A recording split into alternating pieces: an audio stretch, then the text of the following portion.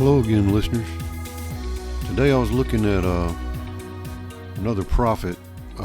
Today I was looking at Hosea. Hosea prophesied, to the northern kingdom of Israel during the last 30 years before the capital city, Samaria, fell to Assyria in about 722 BC. And, the people were taken into exile and all. But Hosea means the Lord saves. He prophesied during the reigns of the last 7 kings.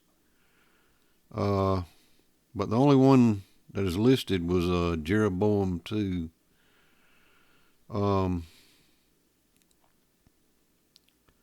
The southern kingdom of Judah was separate. It fell to the Babylonians like 136 years later in 586 BC. But God was trying to get Israel to, turn from all this idolatry and stuff that they were doing. And, he really loved his covenant people. And he wanted to redeem them from their sins, but they kept rejecting him.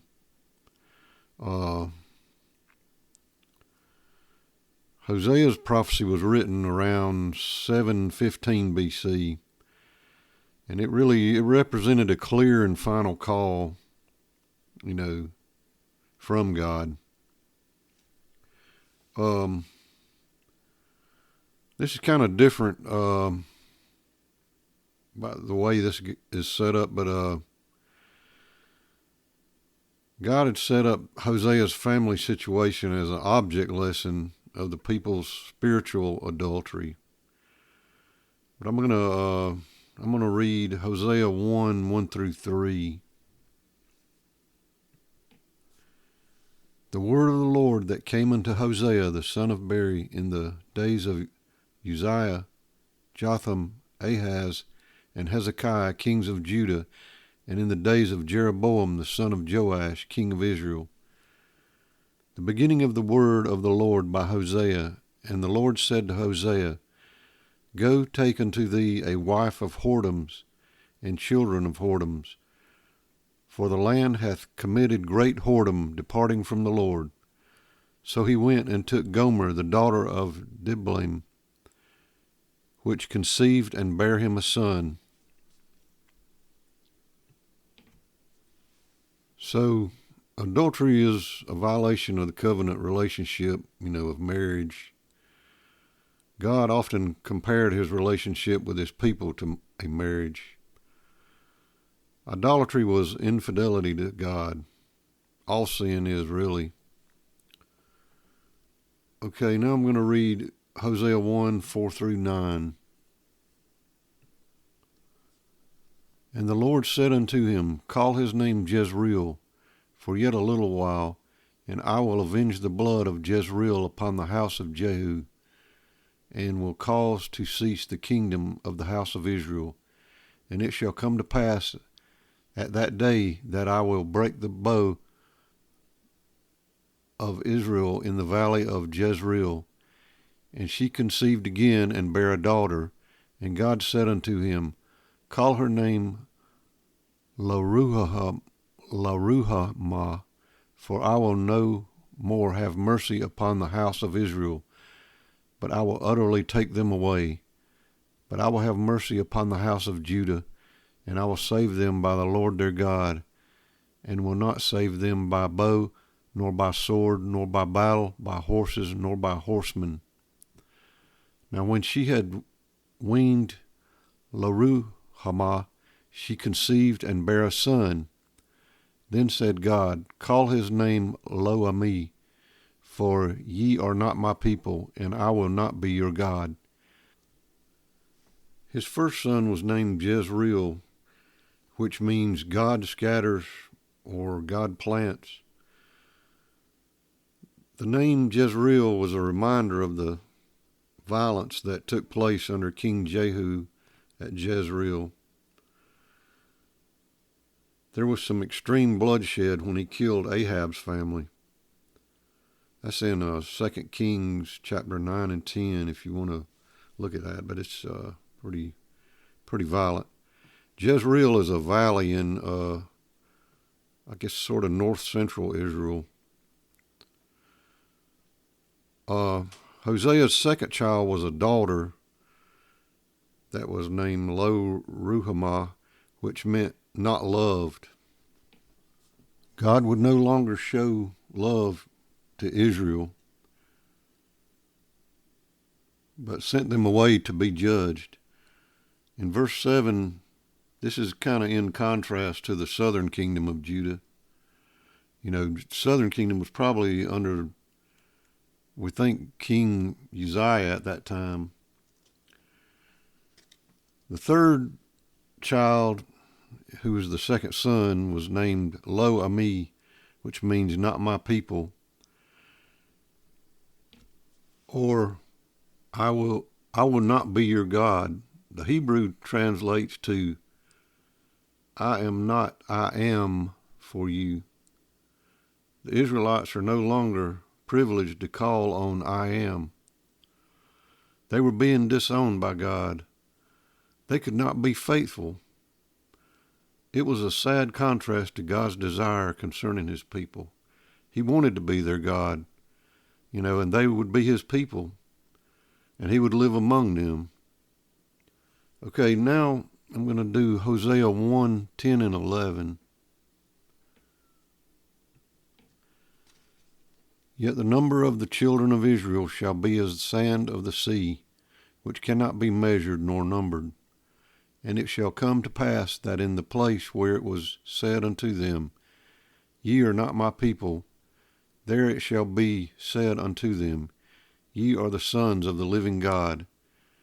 Then shall the children of Judah and the children of Israel be gathered together, and appoint themselves one head, and they shall come up out of the land, for great shall be the day of Jezreel.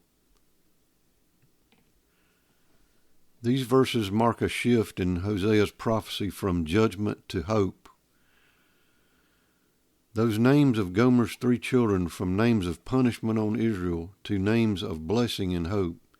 It shows God's power of reversal from darkness to light, judgment to hope.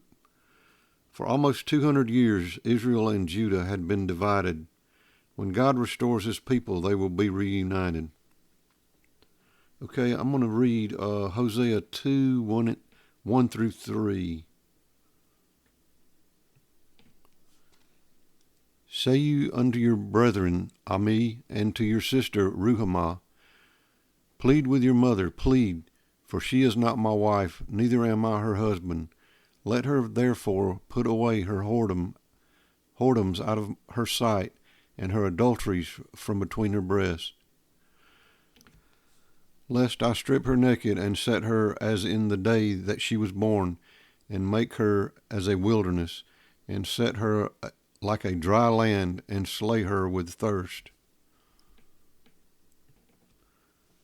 God had restored the names Ami, my people, and Ruhamah, the ones I love.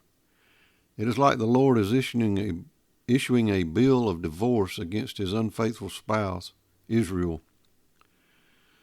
But it is not divorce, but reconciliation. It is intended to awaken Israel and offer a chance to return to her true husband. The Israelites had been worshiping fertility deities, especially the Baals. They believed that they were gods, that were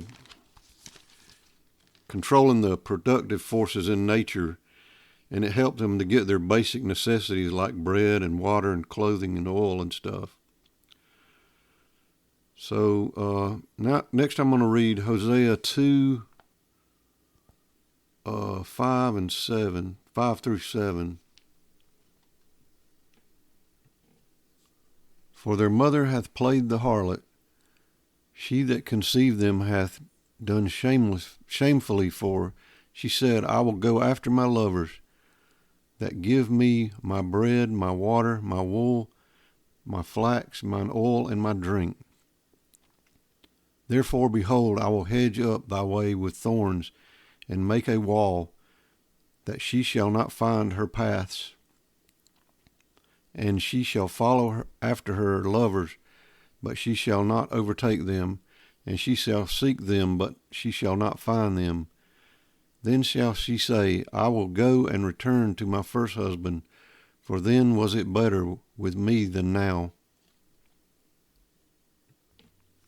When it says therefore, that introduces God's judgment on Israel.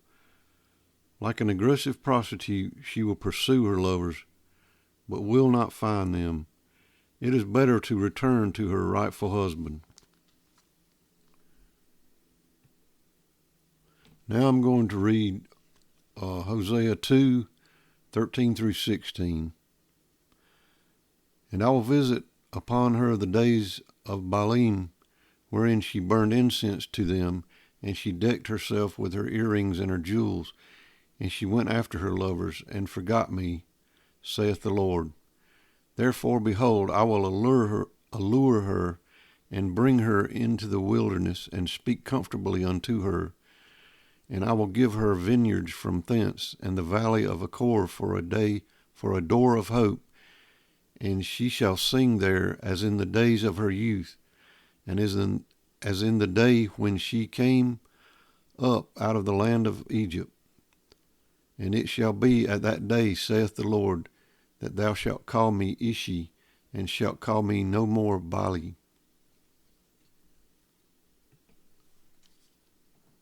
Although Israel was repeatedly unfaithful, the Lord announced he will allure Israel in order to win her back. The Lord had the will and the power to grant Israel a new beginning. After their sin and trouble, they would have, again be offered a door of hope. When he says that day, that's really about the coming day of the Lord, in the future. And Ishi means my husband instead of Bali, which meant master. Now I'm going to read Hosea 2:19.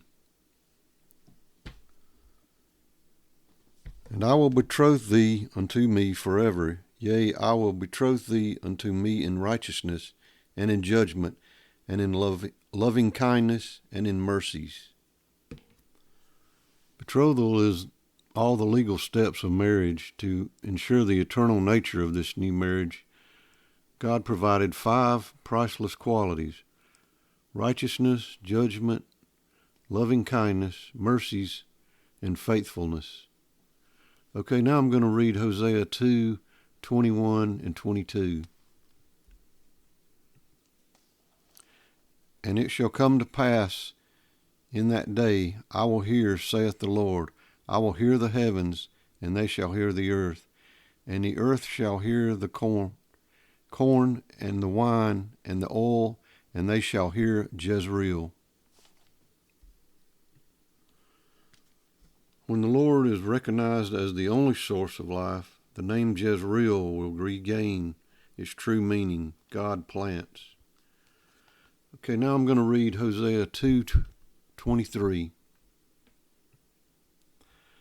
And I will sow her unto me in the earth, and I will have mercy upon her that had not attained mercy. And I will say to them which were not my people, Thou art my people.